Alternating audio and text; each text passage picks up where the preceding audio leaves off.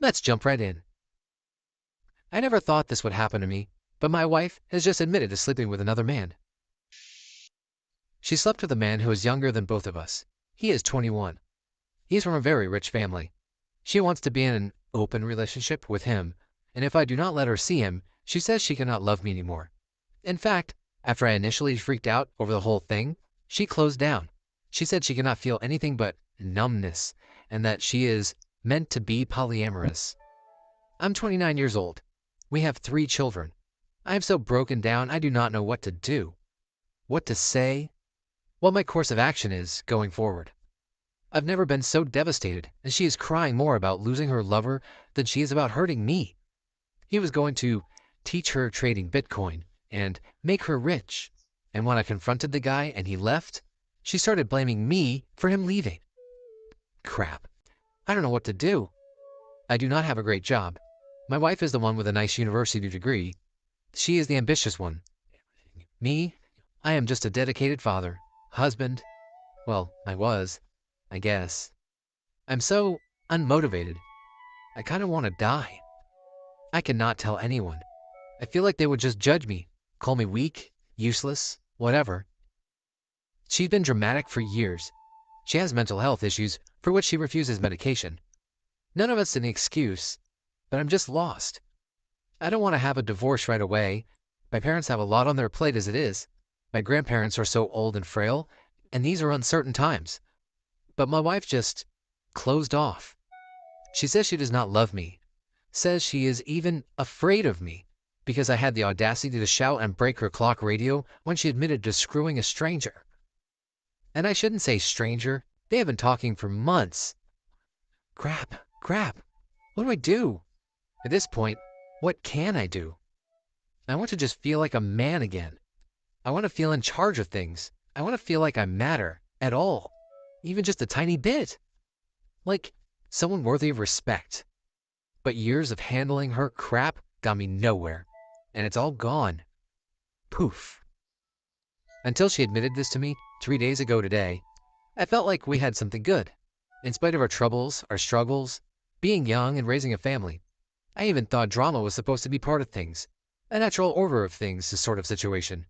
But it got more and more extreme, and now I just kind of want to die and crawl in a ditch and run away from it all. Which I cannot because I'm broke and I have kids who need me. I've never been a guy lacking in confidence. I'm not bad looking. I'm not a cheater or a bad guy. I provide, do what needs to be done. Sure, I have my weaknesses, but crap, I've worshipped the floor this woman walks on for as long as I can remember, and right now, I feel like dog crap. All my confidence, my ability to believe in myself, it just went out the window. She even got the guy to come to our home, so I could talk to him. He's not a good-looking guy. He's cocky. He's into some sort of enlightenment BS, which my wife is into as well. They are fans of a certain Indian guru and try to find freedom from all attachment, which, I suppose, includes me. Alright, community, don't let me down. Let me know what you think. Saberpunk says, you need to secretly see a lawyer and think about custody. This woman is not your wife. She does not care about you. You will probably never forgive her. When the affair fog lifts and she is faced with all the lives she destroyed, she will cry and come back. Don't let her. Good luck. I'm so sorry this happened to you. DOP's response? I will almost certainly get custody as she is a diagnosed bipolar. She's seen a psychiatrist and psychologist for a long time, but does not take medication as she refuses to do so. The thing is, I would hate to see her lose the kids too. She's crazy and mentally ill, but our daughters are so young, so innocent. I'm afraid to hurt or traumatize them. Cranach's thoughts on the situation are, you are right now living in an utterly toxic surrounding, created by your wife. This toxic surrounding affects your kids as well. You don't do them any favor by letting them stay in this environment. They are hurting and getting traumatized right now. You need to protect them. Fallen 1MS says, exactly this. I grew up with parents in a toxic situation, domestic violence, constant strife and arguments, father with NPD and denial of affection and validation. Mom decided to stay for the kids. Martyr enabler she was. Infidelity racked families are the same. Guess what? I'm really high on the covert narc scale. You don't want any more of them running around on God's green earth, especially not kids. You'll be heartbroken once you realize how you could have saved them. Edit. As to why I help people here, because I'm a self-centered narc, blah blah. Read up about fake empathy. Plus, I split all affair partners away where spouses black as ravenous night. Side effect of my own chumping experience. Plus, it's a spectrum. I think I do have a little pure, agendaless empathy. Edit times 2. Wow, even the comments have edits. Alright, since my personal belief is that almost all cheaters are high on the narc scale, you don't get solipsism, absence of empathy, gaslighting, darvo, absence of impulse control at such a level without narc traits. Let me know if anyone needs behind-the-scenes insight about a narc brain. Might help you avoid, identify, or deal with them better. Also, newsflash, everyone is on the narc scale, even you are. Narcissism is essentially self-preservation instinct on steroids. People on the upper ends are PDs. People on the lower ends are KISA, martyr syndrome, codependent enablers. Stay in the middle. Edit times 3. Oh, this guy just keeps going. Check below comment thread link for tips on how to deal with mirroring and gaslighting. Edit times 4. No kidding, he really does keep going. Also, if you want to understand a narc's endless need for validation, read about hole in the validation bucket theory. Or listen to A Perfect Circle, The Hollow. Listen to the lyrics. Also, since the topic of music is up, listen to Pussifier, Potions and Tool, The Patient. Amazingly cathartic for me, both of them. The music was just you're bringing it up. Edit 5. Okay, I think this is the last one. Simplest way to describe a narc is a person who uses superiority complexes to mask horribly crippling inferior complexes. Alright, can we let someone else weigh in? How about fragrance spray? She doesn't want an open relationship. She wants to cheat on you while you watch the kids. I'm sorry, but your marriage is over. You can end it now, or end it later, but it's over. The longer you stay in the marriage like this, the longer the kids will see what an unhealthy relationship looks like and think it's acceptable. Even you found yourself doing this for a little while. You treated her like a celebrity, and she's treating you like a fan. Don't do this in the future. It causes people to lose respect for you. It teaches them that they are more valuable than you. And for those with narcissistic tendencies, like your wife, they will quickly believe that and act on it. Badger Brush 20. This right here. When you put someone on a pedestal, you put them in a place where they look down on you. Joel Rail 89 says, pretty much this. I completely identify with OP, except that I have dogs instead of kids. Opening a relationship after many years of dating marriage is an excuse to cheat. You might agree to it, thinking it's for the good of the marriage, but it'll break you, either instantly or in the coming months. I separated briefly, but got together again with my 31 male wife, 30 female. I'll post eventually, but the hurt and paranoia never goes away for good. If you separate and or divorce, give yourself time to heal and feel good with yourself. Being unmotivated or having no real ambitions isn't a bad thing, as long as you fulfill your obligations, your children, and don't hurt others willingly. Okay, enough of those comments. On to the next story. This one, need advice. Worried my resolve might falter. My 31 male wife, 25 female, and I have had some issues lately. Before I get to them, I need to rewind a bit. Our child, her first and my fourth, was born almost 4 years ago. Prior to him, when I met my wife, I made it very clear that I didn't want more kids. Being a single father before I met her, with full custody of 3 kids, is a lot of work and very expensive. After we'd been together for about a year, she wore me down and convinced me to have one more. I let it be known I would be getting a vasectomy right after, which I did. He was born a little premature, and I made sure he was healthy, happy, and at home before I scheduled it. 1 month after he was born, I had the procedure. She told me she was happy with her perfect little baby and was okay with not having any more. Cut to about mid-December 2020. She starts getting serious baby fever. She came to me and said she wants more children. I explained that I made my stance very clear about no more kids and I would not, under any circumstances, be getting cut open again. We went back and forth about this for a while and decided we were at an impasse. Our options were either she suppresses her feelings and be miserable or we separate so she can pursue children with someone else. She attempted to bottle her feelings, but it didn't last very long. A week ago, she texted me from work, saying she was tired of bottling her feelings. We had a very long back and forth conversation, trying to figure this out. I repeatedly tried to offer up counseling or therapy to get a professional third party to help us work through this, but she denied every option I put forth.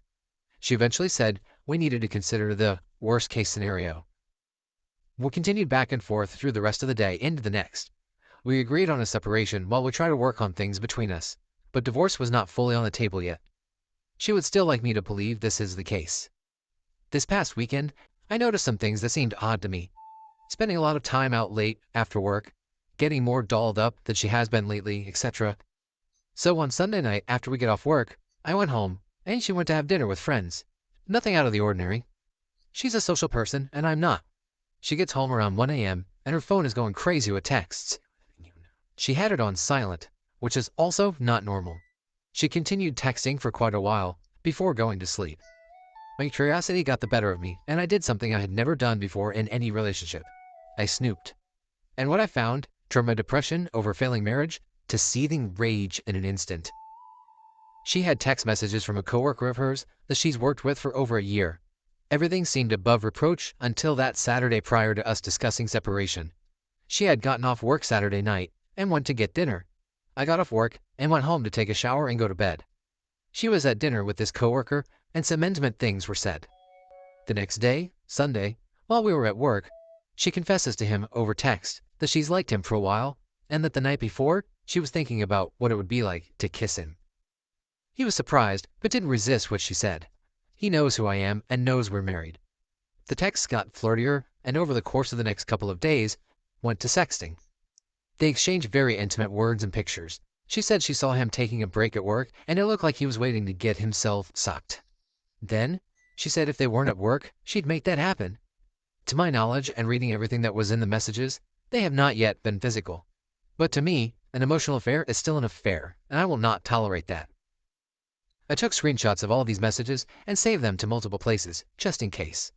I've been trying to keep myself together and keep everything normal until Thursday, when we're all back to work together, where I'll confront him and try to get as many details from him. We're both vets, and just calling him Jody will get his attention without making a scene. Last night, I talked to her and asked some questions about where things went wrong. Why she decided she wanted more kids, more than she wanted to be with me, yada yada. Amongst these questions, I asked if she'd given any thought to someone she might want to have more kids with. She scoffed at me and said, "I'm not your ex-wife." Yeah, sure. This was my attempt to see if she'd be honest and forthcoming with me, which she didn't. She lied right to my face.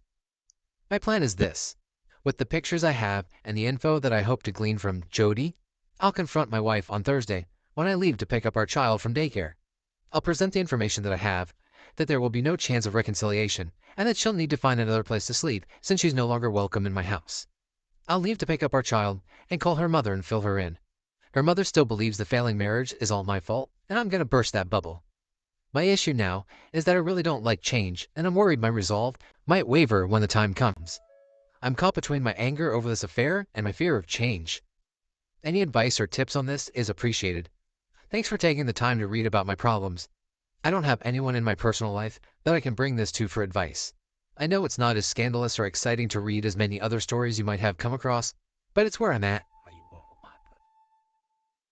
This is a good time for some advice from the community. Fragrance spray, let him have it.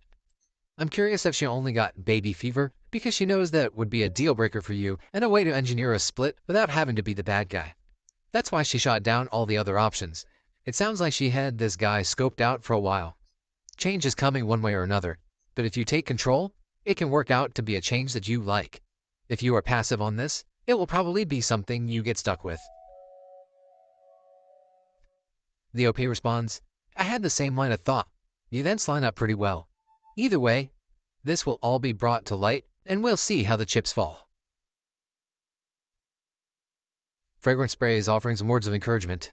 I wish you the best of luck. Try not to give away too much of what you know at first. Her lies will tell you a lot about her mindset, even though they're not true.